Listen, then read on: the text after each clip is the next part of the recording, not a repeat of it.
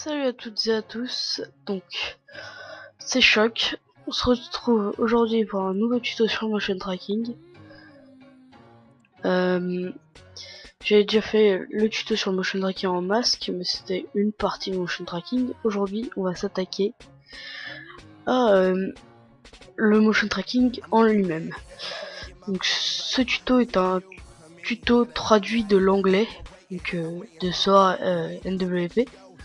Si vous comprenez l'anglais, vous pouvez le voir. Voilà. Mais c'est mieux que vous le regardiez sur ma chaîne. Ouais. Donc on va commencer par ce qu'on doit savoir sur le motion tracking. Donc, dans le motion tracking, on a trois axes. L'axe X qui est de la gauche vers la droite. L'axe Y qui est le haut vers le bas. Et l'axe Z qui est la profondeur. En fait. Donc on a deux axes en 2D et un axe en 3D. Donc les deux axes en 2D sont l'axe X pardon ici et Y, et l'axe en 3D c'est l'axe Z. L'axe Z c'est donc la profondeur. Donc plus c'est profond, plus c'est petit, plus c'est proche, plus c'est grand. Donc l'axe Y, je vais pas vous en prendre, je me trompe tout le temps. C'est 360. L'axe X, je vais pas vous apprendre la gauche et la droite, c'est plus c'est à gauche, plus à gauche, plus à droite, etc. Hein. Et l'axe Y, c'est pareil. Donc le motion tracking, c'est le fait de fixer un point entre ces trois axes pour que la figure soit fixée en fait.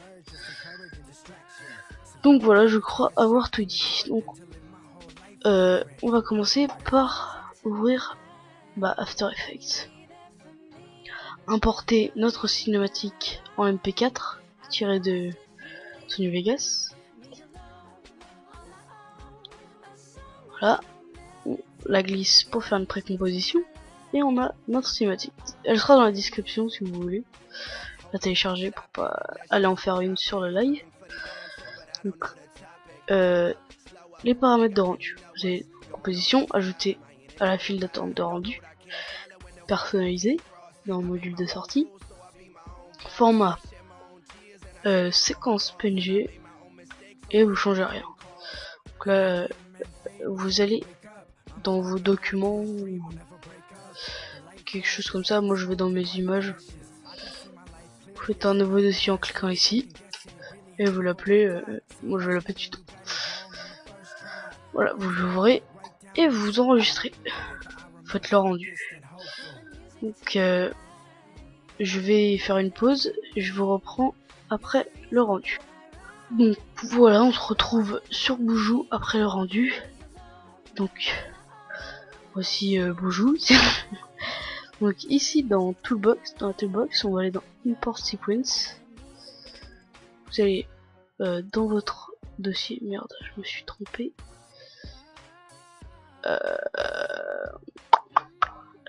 C'est où picture, voilà, tuto, et vous cliquez sur la première image. Donc vous cliquez sur Open et Apply. Donc ici vous avez le framerate. Donc si votre cinématique vient de Vegas, vous mettez 59,94. Si c'est dans vos rendus, vous mettez le nombre de FPS que vous avez fait au rendu. Donc ici, move type, donc free move et node open. Donc free move c'est quand la caméra bouge, enfin comment expliquer. Node open c'est par exemple si vous avez mis un Twitch avant sur After Effects et vous allez sur Boujou, où vous filmez avec une caméra et ça bouge un peu et vous mettez node open. Là on va mettre free move pour une cinématique. Vous mettez free move. On fait close. Non, je fais de la merde. J'ai fait n'importe quoi, je crois. On va recommencer.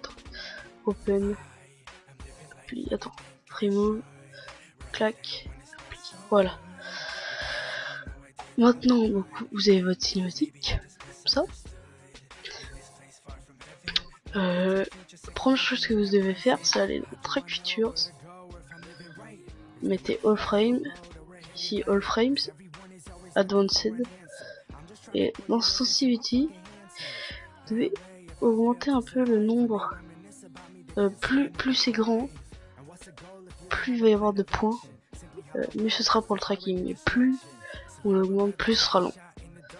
Moi je vais mettre comme ça. Donc je vais reprendre après pour la suite de ce tutoriel. Voilà, donc encore une fois on se retrouve après avoir fait, qu'est-ce qui se passe, voilà, le rendu de le track features quoi. Maintenant on va dans Camera Solve, on fait pareil, donc All Frames, et ici on fait Optimize Camera Pass Smoothness Start. Bon là ça va prendre pas trop de temps, regardez mes messages Skype.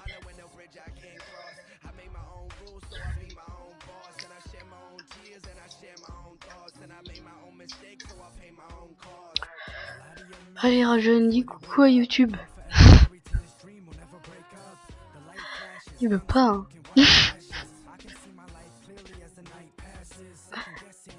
Il veut pas.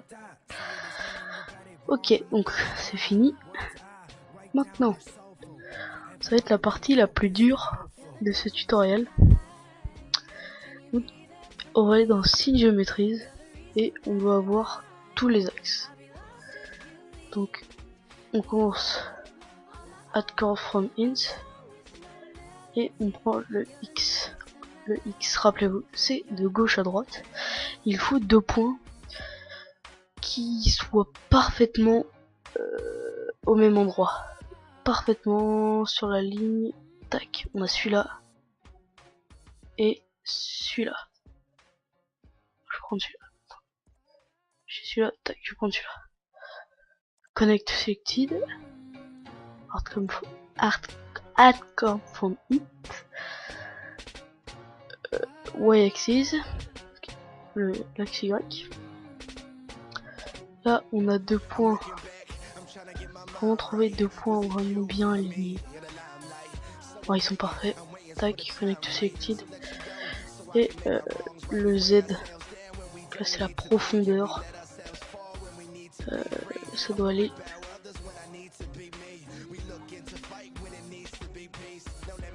Mince. Donc là, on a un point ici et un point ici. Voilà, connect selected, on fait update chord from UDA. 1, 2, 3. Update chord frame, plusieurs fois. On fait close. Donc on a ça.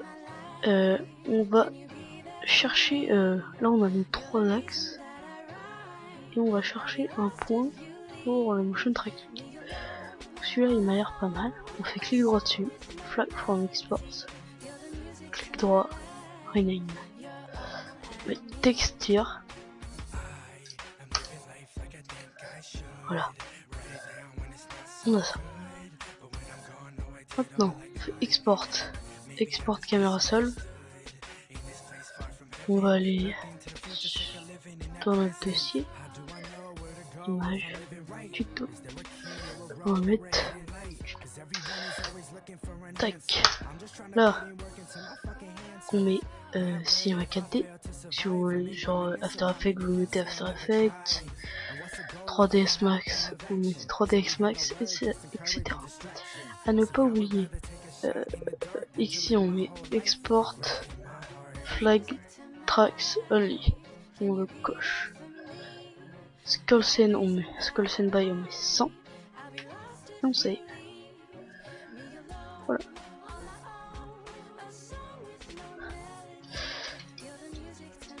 Voilà. Tant qu'il a dit coucou à YouTube, on va faire un peu tout ça. Bon, voilà, magnifique, c'est moi.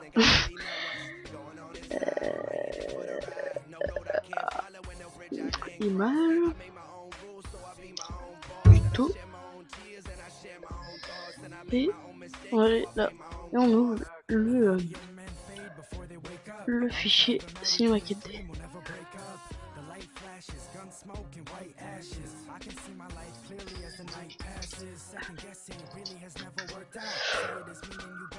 Il ne comprend pas. Donc, ici, important, facteur d'échelle 100 mètres, ou c'est quoi, c'est nanomètres, ou en jeu de 100 mètres. Ok, j'ai fait du caca, on recommence. Je vais laisser comme c'est.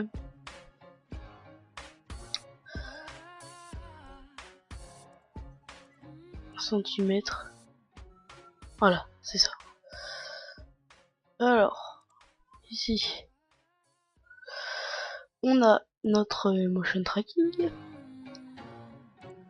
Et on va ajouter un arrière-plan. Donc ça, vous savez le faire, je vous ai déjà expliqué. Mais après, j'ai une technique. Donc déjà, le boujou n'est pas vraiment pareil que ce que tout le monde fait. Donc on va aller dans notre dossier image, tuto, on prend la première image, on clique sur l'image, animation, calculer. Oh, j'ai fait une bêtise. Je crois que j'ai fait une bêtise. Quand j'exporte, y a pas... Non, je ne crois pas en fait. Non, je n'ai rien oublié. Donc ici on met 59,94. Ça veut pas. Hein. Bon, je vais laisser 24. S'ils veulent 24, je laisse 24. Donc on va ajouter notre texte. Je vais taper tuto comme sur tuto. Alors, mettre Cafnero. On est des malades. Voilà, donc on n'y touche pas, on va profondre, on va le centrer déjà, l'agrandir un peu, et l'approfondir un peu, je sais pas comment on dit. Voilà, on va mettre le couvercle et biseau à 1. Donc, maintenant, on a ça. On a le texte, il est traqué mais pas à l'endroit qu'on voulait. Donc on va dans top nul, on l'ouvre, on clique sur le petit plus et on va sur caméra. Si on a notre point texte here, on va copier toutes les positions ici. On va appliquer notre texte.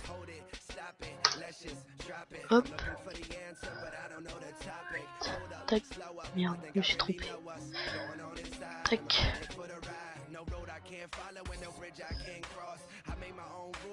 Je crois faire entrer. Tac. Je trompe tout le temps. Et tac. Voilà. Donc ici on a notre texte qui est bien traqué. Mais il nous manque les ombres. Pour les ombres, ce que je fais, j'ajoute un plan que j'agrandis comme ceci. Et pour le plan, on va aussi ajouter les coordonnées. Donc, je les prends sur le texte maintenant qu'ils y sont. Là, et Z. Voilà. Une fois qu'on a ça, on appuie sur CTRL, on clique sur la texture et on la met sur le plan. On fait un clic droit sur le plan, propriété Cinema 4D, rendu. Là on fait composition avec le fond. Voilà. Maintenant on va dans les paramètres de rendu, occlusion ambiante. Et voilà.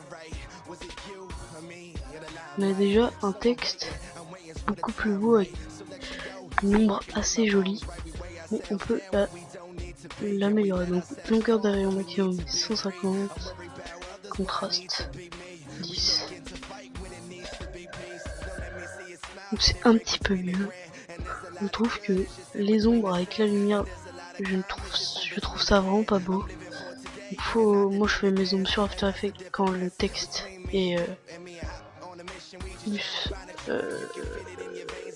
comme ça. Je fais les ombres sur After Effects et s'il est comme ça, je les fais ici. Je vais la mettre à 2 et bisous.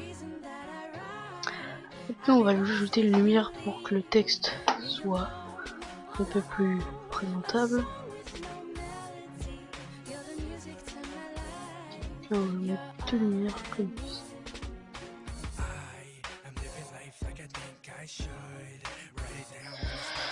Donc voilà, on a notre résultat. On peut aussi, on n'aime pas trop le décaler un tout petit peu pour pas que ce soit pas bien motion tracking. Ah oui, donc là on a le truc photo et c'est bien dommage. J'ai vraiment envie de vous montrer avec l'occlusion ambiante. Si vous avez un motion tracking, là c'est un motion tracking en masque, vous pouvez pas mettre l'occlusion ambiante puisque comme avec l'écran vert on enlève, ça se voit pas, on enlève le plan. J'ai oublié de finir ma phrase, je vais mettre beaucoup plus de contraste pour voir et un peu plus de ça. 500, je suis un malade. Voilà. Je vais mettre. Donc si vous voulez faire les ombres avec la lumière, prenez une lumière infinie. Une lumière infinie, c'est quoi? C'est pour représenter un soleil. Donc le soleil se trouve là, vient plutôt par là.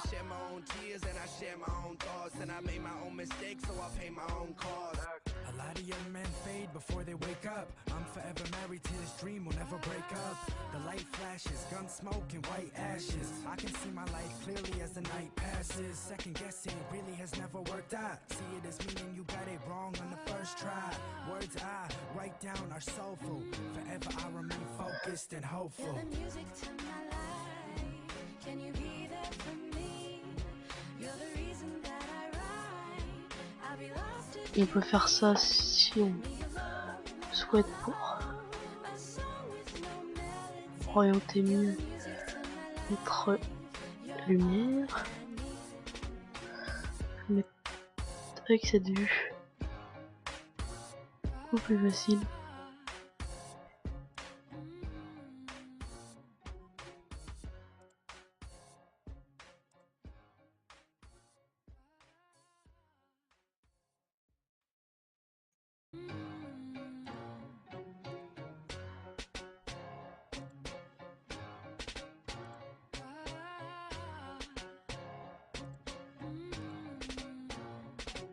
Voilà, et maintenant on la monte.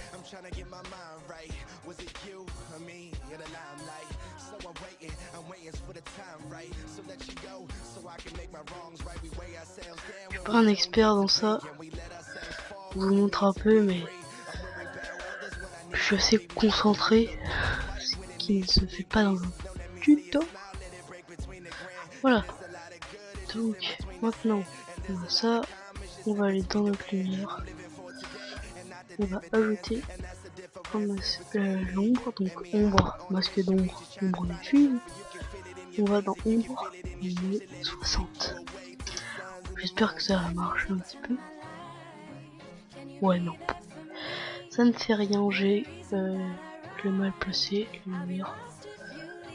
Donc je vais essayer de vous montrer qu'est-ce que ça fait une ombre. Mais je ne vous garantis rien.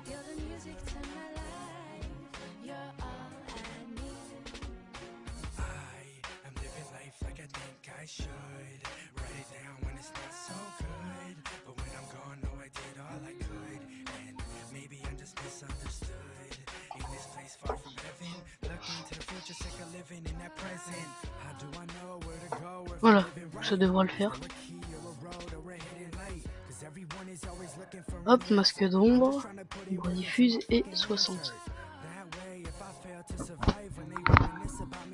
Ouais, bref, ça ne marche pas.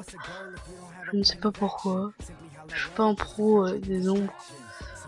On va laisser comme ça. Je vais faire le rendu de ce motion tracking et je vous reprends après. À tout à l'heure. Ah oui, dernière petite précision. Pour les renders, c'est film QuickTime ou film AVI. Moi je mets film QuickTime. Et bah voilà. Oubliez pas de dans l'image mettre toutes les images. Et donc voilà, on se retrouve après pour le review. Voilà, donc on se retrouve avec le motion tracking HV. Je vais vous montrer ça. On voit que ça bouge vraiment pas. Il est vraiment bien fixé. Ça va passer derrière le poteau. Mais j'ai pas fait un masque, j'ai pas eu le temps. Voilà, ça passe derrière le poteau. Donc voilà. Je voulais juste vous montrer cette nouvelle technique qui marche vraiment à tous les coups pour moi, pour le motion tracking. Ça ne bouge vraiment jamais. Donc voilà. Donc on se retrouve